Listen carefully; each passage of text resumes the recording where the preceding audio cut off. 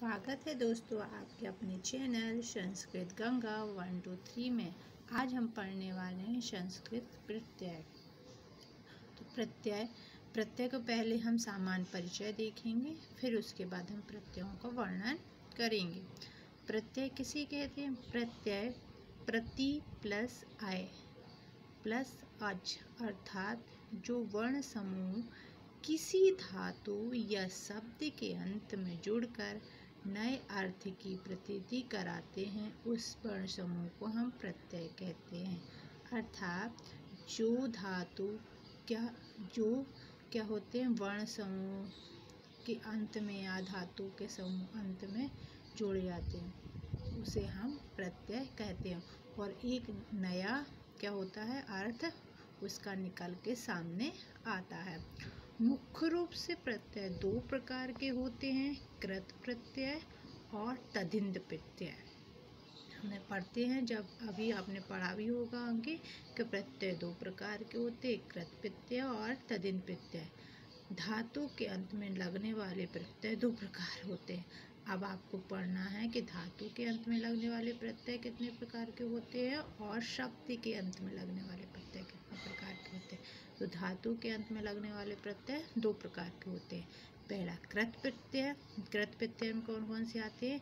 कत्वा प्रत्यय, लय प्रत्यय, तुमुन प्रत्यय, अन्यर आदि आते हैं। और फिर तिंग प्रत्यय, ये किसके अंत में पढ़ने वाले पूछ रहे हैं अपन? धातु के अंत में लगने वाले प्रत्यय है। तिंग प्रत्यय दो प्रकार में तिप, तस, छी आदि 18 प्रत्यय होते हैं। अब शब्दों से लगने वाले प्रत्यय, मतलब शब्दों के अंत में लगने वाले प्रत्यय कौन कौन से? सुप प्रत्यय है, स्त्री प्रत्यय है, तदिंद प्रत्यय है। सुप प्रत्यय सु, औ, जस आदि 21 प्रत्यय होते हैं।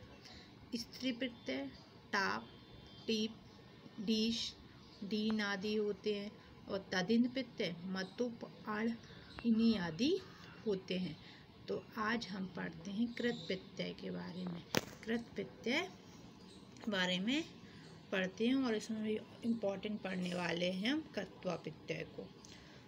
कृत प्रत्यय, कृत प्रत्यय धातुओं से जोड़े जाते हैं और इनसे बने पद को कृदंत कहते हैं। कृत प्रत्यय किससे जोड़े जाते हैं? धातुओं से जोड़े जाते हैं और इनसे जो बने प्रत्यय होते हैं उन्हें हम क्या कहते हैं? कृदंत प्रत्यय कहते हैं।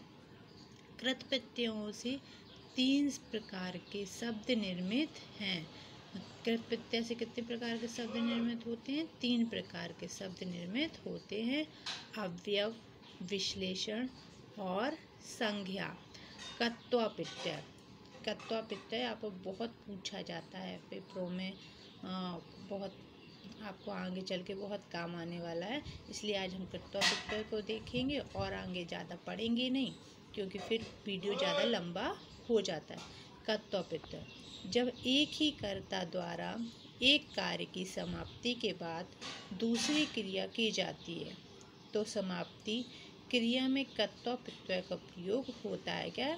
एक ही कर्ता, जैसे हमने राम को कर्ता मान लिया और राम क्या है, कोई काम कर रहा था, अब उस काम को उसने छोड़ दिया और दूसरे काम को उसको करने लगा, है ना।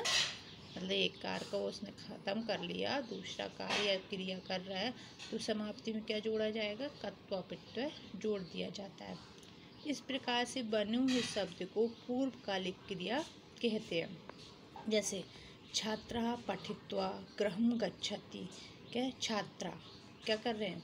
पठित्वा मतलब पढ़कर, गृहं मतलब घर, गच्छति मतलब जाता है, मतलब छात्र पढ़कर कहाँ जा रहे हैं? घर जा रहे हैं। इस वाक्य में छात्र रूपी कर्ता 2 क्रियाएं करता है, एक तो पढ़ता है, दूसरा घर जाता है।